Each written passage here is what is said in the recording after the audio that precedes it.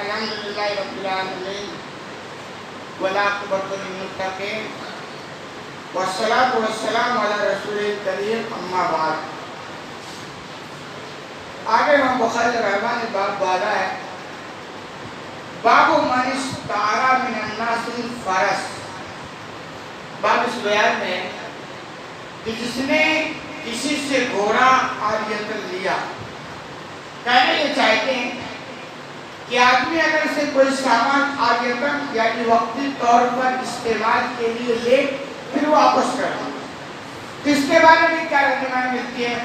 چونکہ حدیث میں گھوڑے کو عاریۃً لیا گیا ہے اسی لیے باب امام بخاری رحمہ نے گھوڑے کے تعلق سے باندھا ہے اور نہ کوئی بھی سامان عاریۃً لیا جا سکتا اس کی رہنمائی حدیث میں ملتی ہے. حدیث نمبر ہے 2627 ان قتادہ قال سمعت انس. قتادہ سے روایت وہ کہتے ہیں میں نے انس رضی اللہ تعالیٰ عنہ کو بیان کرتے ہوئے سنا یقول کہہ رہے تھے کان فزع بالمدینہ کہ مدینہ پر دشمنوں کے حملے کا خوف تھا. مدینہ جو ایک اسلامی شہر بن چکا تھا اس کے دشمن چاروں طرف آباد تھے تو ڈر ہوا کہ کہیں ایسا نہ ہو کہ لوگ مل کر کے مدینہ پر حملہ کر بیٹھیں. نبی صلی اللہ علیہ وسلم فرسا من ابی طلحہ تو نبی کریم صلی اللہ علیہ وسلم نے ابو طلحہ سے ایک گھوڑا عاریۃً لیا.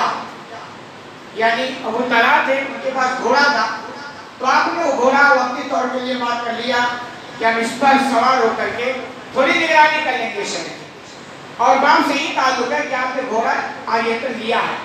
اور واقعہ تو تفصیلی ہے کہ مرتبہ یہ اسی وقت کی بات ہے جب مدینہ پر حملہ ہونے کا اندیشہ تھا.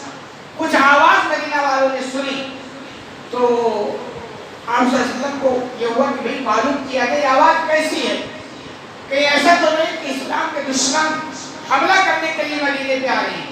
تو آپ نے ابو طلحہ سے کہا اپنا گھوڑا دو عاریۃً یعنی وقت طور پر آپ نے مارا. یہ بات سے تعلق ہے. یقال لہ المندوب فرکبہ اس گھوڑے کا نام مندوب تھا. آپ صلی اللہ علیہ وسلم اس پر سوار ہو کر کے یعنی گئے باہر. فلما رجع جب واپس آئے قال ما رأینا من شیء تو آپ نے فرمایا ہم نے کوئی چیز خطرے کی نہیں دیکھی. یعنی آواز تو سنی اور جب آپ باہر نکل کر گئے تو کوئی چیز نظر نہیں آیا. اور اس طرح آپ صلی اللہ علیہ وسلم کی شجاعت کا بھی پتہ چلتا ہے کہ آپ تنے تنہا اکیلے گھوڑے پر سوار ہوئی اور شہر سے باہر نکل گئے. چلے حالات کا پتہ لگائیں. کہہ رہے وَإِنْ وَجَدْنَا لَبَحْرًا ہم نے کوئی چیز نہیں پایا لیکن ایک اس گھوڑے کو سمندر کی طرف دوڑتا ہوا میں ضرور پایا ہے. یعنی گھوڑے کا مشاہدہ ہو گیا کہ گھوڑا بہت تیز دوڑ رہا تھا. تو یہ تو آپ صلی اللہ علیہ وسلم کی بہادری کا پتہ چلتا. آپ صلی اللہ علیہ وسلم بڑے بہادر تھے. اور دیکھیں یہ چیز حقیقت میں یہ خوبیاں یہ ایمان کی بنیاد پر ہوتی ہے. ایمان جب آدمی کا مضبوط ہوتا ہے نا تو ہر فیلڈ میں اس کی قدم آگے ہوتی ہے. اور جب ایمان کمزور ہوتا ہے تو پھر کسی میدان میں وہ آگے نہیں جا سکتا ہے. کیونکہ ایمان جب مضبوط ہوتا ہے نا تو اس کو یقین ہوتا ہے الحمدللہ اللہ ہمارے ساتھ ہے کچھ نہیں ہوگا. اور جو ہوگا اس میں بھی خیر کا پہلو چھپا ہوا ہے. اور آپ صلی اللہ علیہ وسلم کی زندگی کے تعلق سے اسی لیے لکھا گیا ہے کہ آپ صلی اللہ علیہ وسلم کے ایک خوبی نہیں تھی خوبیوں کی بھرمار تھی. جس بھی فیلڈ میں آپ قدم رکھتے یا جس بھی فیلڈ میں آپ کو دیکھا جائے تو آپ کو کوئی نظر نہیں ملتا تھا. آپ کے کوئی آپ جیسا کوئی نظر نہیں آتا ہے. اور لکھا گیا ہے کہ آپ صلی اللہ علیہ وسلم بہت سخی تھی. آپ بہت سنہری بہت بہادر تھے. آپ کی شجاعت اس واقعے سے معلوم ہوتی ہے کہ اکیلے تنہا دشمن کی خبر لینے کے لیے شہر سے باہر نکل گئے. معمولی بات ہے بھائی. جبکہ آپ دیکھیں لوگوں کا کیا حال ہے جو رہنما ہوتے ہیں قوم کے لیڈر ہوتے ہیں حکمران لوگ ہوتے ہیں ان کی کتنی سیکورٹی ہوتی ہے آگے پوچھے ان کو یعنی ہر چیز سے زیادہ اپنی جان پیاری ہوتی ہے. اور جب ایمان موجود ہوتا ہے نا تو جان ان کو اتنا پیاری نہیں ہوتی ہے. خبر لینے نکل گئے. ایسی سخاوت آپ کی ایسی تھی کہ مانگنے والے کا سوال آپ رد نہیں کرتے تھے. یہ خوبی نہیں یہ بھی بہت بڑی خوبی تھی. اتنے سخی تھے کہ اگر کوئی سوال کر دیا اور مستعد تھا تو آپ لوگ بیٹھے نہیں تھے. ہمارے یہاں اچھے لوگوں کا حال ہے کہ بھئی آپ سے کوئی سوال کرے, آپ کے پاس وہ سامان ہے تو ٹھیک ہے آپ دے دیتے ہیں, نہیں ہے تو کہتے ہیں صاحب معاف کر دو, میرے پاس یہی ہوتا نا. لیکن آپ صلی اللہ علیہ وسلم کی سخاوت کیا تھا کہ آپ قرضہ لے کر لوگوں کی ضرورت کا پورا کیا کرتے ہیں. تاریخ میں نہیں ملتا ہے ایسے واقعات, تو آپ سچ بھی بہت ہیں. شرم اور حیا اور مروت ایسی کی کنواری لڑکی سے بھی زیادہ, شرم و حیا بھی آپ کو اتنا زیادہ تھا کہ کنواری جو لڑکیاں بڑی شرمیلی ہوتی ہیں وہ بھی ان کے آگے سے. عفت ایسی کہ کبھی بدکاری کے پاس کرنا پڑتی, یعنی پاک دامنی کے عالم تھا کہ بدکاری کے قریب تک نہ گئے. حسن اور جمال ایسا کہ سارے عالم میں کوئی آپ کا نظیر نہیں ملتا. خوبصورت بھی آپ بہت تھے, آپ جیسا کوئی عالم میں ملتا ہی نہیں تھا, اتنے خوبصورت آپ تھے. نفاست اور نظافت ایسی کہ جدھر سے نکل جاتے در و دیوار معطر ہو جاتی, یعنی صفائی ستھرائی کے عالم. خوشبو اتنی پسند کہ جس راستے سے گزر جاتے وہ راستہ بہتر رہتا, اور اگر بعد میں کوئی آتا تو اس کو پتہ چل جاتا اس راستے سے محمد صلی اللہ علیہ وسلم گزرے. اتنے مطلب خوشبو پسند ہے.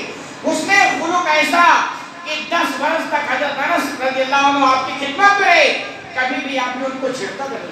انس آپ کے زندگی آپ کے ساتھ رہے 10 سال تک بچپنے میں, 10 سنین کا لفظ ہے, 10 سال زندگی گزاری, لیکن آپ صلی اللہ علیہ وسلم نے کبھی بھی ان کو ڈانٹا نہیں, جھڑکا نہیں. ہمارے حالات دیکھیں کیسے ہیں. عدو انصاف ایسا کہ اپنے سگے چچا کی بھی کبھی رعایت نہ کی, فرمایا اگر فاطمہ بھی چوری کرے تو میں اس کا بھی ہاتھ کاٹوں. یعنی جس بھی میدان میں آپ کو ڈھونڈو گے آپ جیسا نظر نہیں آئے گا. اس پر ہمیں فخر ہونی چاہیے کہ ایسا رسول کسی کو نہیں ملا, ایسا رہنما کسی کو نہیں ملا. عبادت اور ریاضت ایسی کہ نماز پڑھتے تو پیروں میں ورم آ جاتے. عبادت اتنی شاندار زبردست, قیام سنی اتنے لمبے کہ پیروں میں ورم ہو جائے. تمہیں ایسی کہ لاکھ روپے آئے سب مسجد نبی میں ڈلوا دیے اور اسی وقت بٹوا دیے. بالکل کوئی تمنا نہیں, کوئی حرص نہیں, کوئی لالچ نہیں کہ یہ چلا جائے گا تو کل کیا ہوگا, بالکل نہیں, دل لگائے نہیں. اسی لیے کہا جاتا ہے کہ دنیا کی چیزوں سے دل مت لگاؤ, ضرورت ہے کماؤ استعمال کرو مگر دل مت لگاؤ. صبر و قناعت ایسی کہ 2 مہینے تک چولہا گرم نہ ہوتا, جو کی سوکھی روٹی اور کھجور پر اتفاق کرتی. یہ صبر تھا آپ کو, یہ قناعت تھی, تاریخ میں نہیں ملتا. اور کہے کبھی 2-2 3-3 دن فاقے ہوتے, ننگے بوجھوں پہ لیٹتے, بدن پر نشان پڑ جاتا, مگر اللہ کے شکر گزار اور خوش و خرم رہتے, ہر میں شکایت زبان پر کبھی نہ لاتے. یہ زندگی کا عالم تھا, لیکن کبھی بھی شکایت نہیں کرتے. ہمارے یہاں ہماری قسمت سب کچھ لکھا, تھوڑی سی دقت ہم برداشت نہیں کر پاتے. اتنی زبردست زندگی آپ کی ملتی ہے. ان سب امور کے بعد کوئی احمق سے احمق بھی آپ کی نبوت اور پیغمبری میں شک کر سکتا ہے. یعنی جو بیوقوف ہوگا, جس کے پاس سینس بالکل نہیں ہے, وہی کہے گا صاحب یہ نبی نہیں ہو سکتے.